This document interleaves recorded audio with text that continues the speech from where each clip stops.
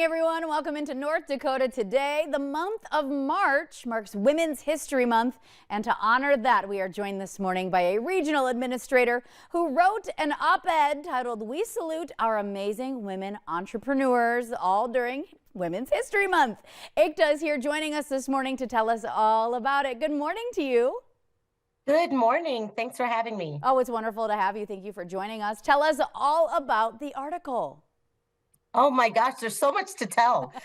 First, there was a lot of information. First off, and most importantly, it is Women's History Month, and we're celebrating women all of March. And through the Small Business Administration, we're celebrating women entrepreneurs, women who have taken the leap, taken on the risk, and have committed to starting or growing their small business.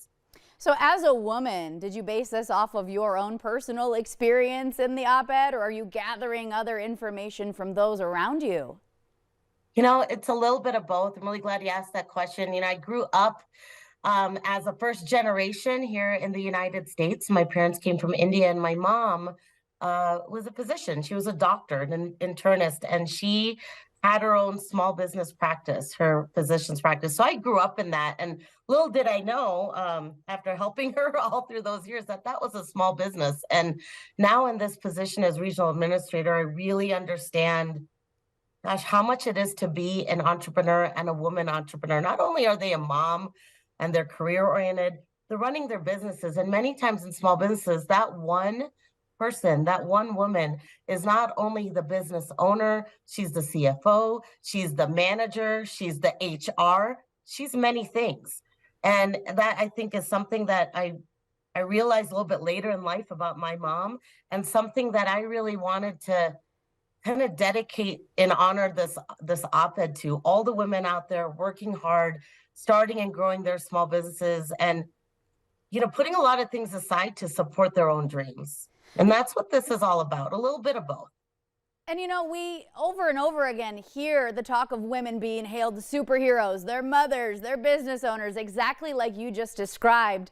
And for a lot of us growing up with women leading our homes and our households, we only realize into adulthood truly what it took to run that business and to keep the family afloat. So tell us about the importance of this article and why folks should be reading it.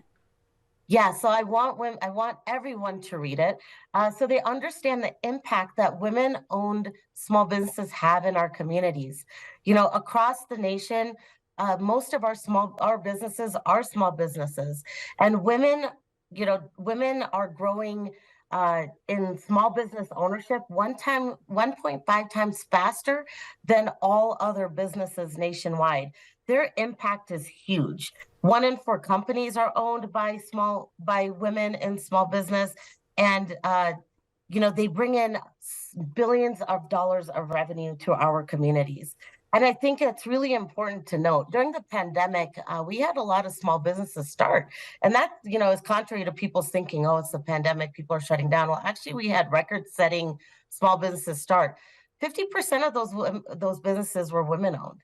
And I think that was a way for women to, as they're at home, make a lot of their hobbies businesses, to start businesses if they had been laid off because businesses were closing. But whatever it was, women-owned businesses is growing and making a huge impact economically in our communities. Those businesses are also creating culture, vitality, fun things to do, places to go. And that's really important for our local communities as well. Yeah, those are incredible statistics, and we know it's really only going to grow from here. Why do you think it's important to start to acknowledge women's accomplishments, even outside of Women's History Month in March? Why should we be talking about this more? Women bring a special thing to the table, and yes, I'm a little biased, right? But we both are, women bring, we all are, but women bring, a different insight to the table. They are multi-hatted in many, many ways. Women are very much the financial decision makers of many families. And I think not only is small business entrepreneurship is important, but women's leadership is important. Mm-hmm. We love supporting women in roles in their communities. People think leadership is big CEO positions or regional administrator positions or whatever it is you have it, but leadership begins in the home, leadership begins in the schools, leadership begins at the ground level. So not only are we talking about small business, but we're also talking about leadership. And women in leadership provide the next generation of our youth, of our kids, of little girls an opportunity to dream big and maybe become small business owners themselves one day. Incredible outlook. You're absolutely right. So what are some resources that you are recommending for women who may be curious to get started into business, or maybe those who just would like some extra help and some extra guidance? A great question. My favorite question. I actually spent 10 years at a small business development center, which is a resource partner of the SBA before this position. And I can't say enough about the resource partnerships that we have to help businesses start and grow. And they're all free. So that's the one thing I wanted to mention. There's a lot of free support out there for small businesses. So you don't have to do it yourself. You don't have to spend money doing it either.